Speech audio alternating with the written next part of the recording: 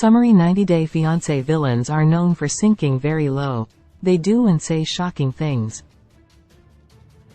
Some villains have the potential to turn things around and become fan favorites, but these particular stars won't be winning hearts anytime soon. Andre, Karine, and Jihoon all exhibit problematic behavior and probably always will. 90-Day Fiancé villains sink so low, and they're known for their jaw-dropping words and actions. Whether they're clashing with partners, in-laws, fans or the police, they're wreaking havoc. Since their bad behavior's ingrained, it's a pretty safe bet that they're beyond redemption. Everything they do isn't bad, but the negative things really stand out. While some villains have what it takes to turn things around and become fan favorites, these 90DF franchise stars aren't going to be winning hearts anytime soon. Some of them couldn't hang on to their partners, much less please the public. 90-Day Fiancé celebrates villains. Well, most of them. Some, like jailbird Jeffrey Paschal, go too far. Without drama to fuel the fire, the entire franchise might end up in ashes. Bad cast members are often the ones who stir things up on screen, whether they're yelling from the tops of staircases like Larissa Lima, "Whoever is against the Queen will die," or rubbing new love interests in EXS faces. Big Ed Brown's former flame Liz Woods is doing that right now. Related 20 best reality TV shows right now. Television is being impacted by the ongoing entertainment industry strikes, leaving many turning to reality TV. What are the best shows right now? 90-Day Fiancé's Andrei Kastravit is way too stubborn to change. 90-Day Fiancé's Andrei Kastravit always looks out for number one. Close Andrei from Moldova is rude and greedy. In terms of 90DF villains, he was so openly using Libby Pothist's family. The way he would take Chuck Pothist's money was almost conscienceless. He wanted Chuck to foot the bill for his extravagant Moldovan wedding. Later, he hit his father-in-law up for $100,000 to start a business. Chuck wouldn't give him the money. Both times, Andre was ultra-selfish. Somewhere along the line, Andre started believing that it's a dog-eat-dog world.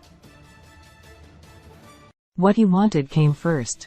Andre's me-first attitude has caused so many problems. It strained his marriage, although he and Libby are still together. Libby was somewhat dependent on Chuck before Andre, and afterward, mostly due to Andre's demands, she really had to lean on her dad.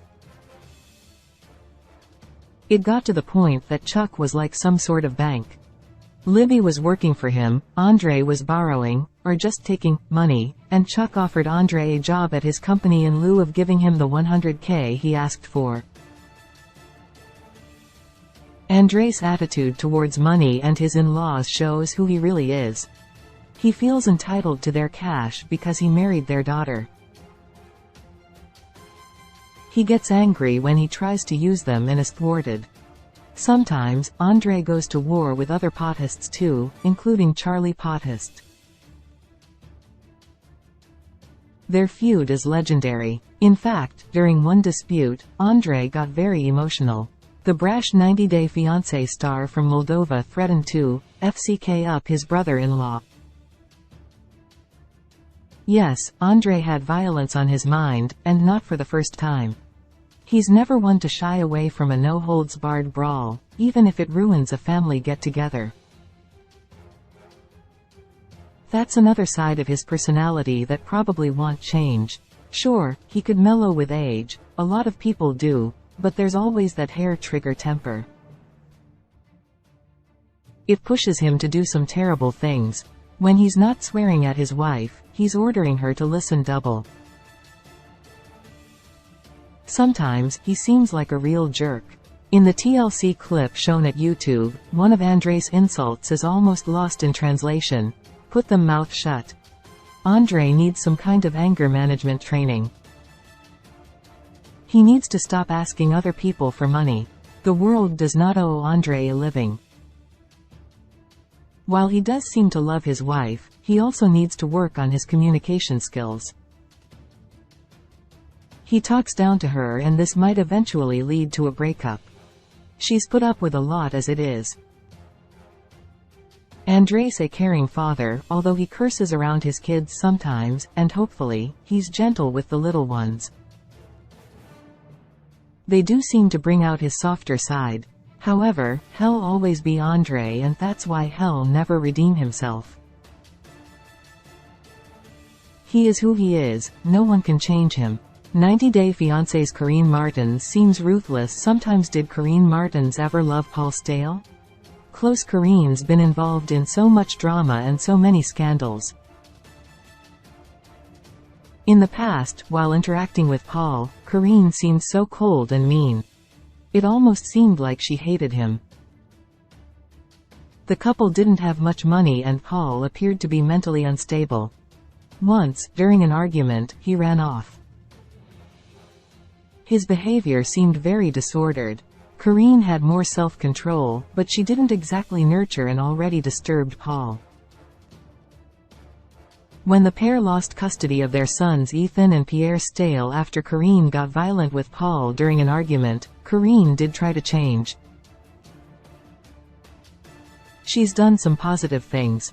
For example, Corinne's working night shifts at UPS, where she makes over $20 an hour. She says she's tired at the end of her shifts but likes the work. Corinne should be proud of doing this type of honest work. UPS might be better than working at a place like OnlyFans, where she's trading racy content for cash. At UPS, Corinne may be able to move up, and she doesn't need to take off her clothes. She can wear her brown UPS shirt and get by based on her hard work rather than her physical attributes. There's more of a future in that, and it might be a lot more fulfilling too. While Corinne is working because she wants a stable income and brighter future, she wants her kids back, she's still quite a problematic woman. She likes to cause trouble. There's something in her that's a bit confrontational, aggressive and cold. Corinne has very little softness and doesn't seem to be the most maternal person. At Instagram, she keeps posting sexy content even though she lost custody of her kids. Posing provocatively should probably be the last thing on her mind right now. While expressing sexuality can be healthy, Corinne, posing below in a skin-tight blue outfit, is in unusual circumstances. She's trying to win back custody, and it seems like she's setting herself up to fail. Is Corinne subconsciously sabotaging herself with IG pics that show a lot of skin, and odd posts which show her posing in kooky Halloween costumes? Maybe so. Corinne surely loves her boys, but maybe the responsibility of parenting alone, which might happen if she regained custody and Paul didn't get the same privilege, seems very overwhelming. She may not even realize that the sexy pictures could hurt her chances. They should NT, but they still could. That's the way the world is, and Corinne should pay more attention to her image. Paul also tries to put his ex down, albeit passively-aggressively. He's unloaded online, implying that Corinne's dating a lot of guys. He makes a show of being nice to her but also makes sure that people think the worst of her. Paul's no gentleman, as his "she's dating several different men" comment is just so transparently a diss. Corinne's abused Paul on video, and she's accused him of being abusive. She got a restraining order against him, which the court upheld. In this case, as Paul said above, both sides are toxic. It's unlikely that Corinne will ever have a really peaceful life because she doesn't seem to want one. Corinne keeps making choices, accept the job.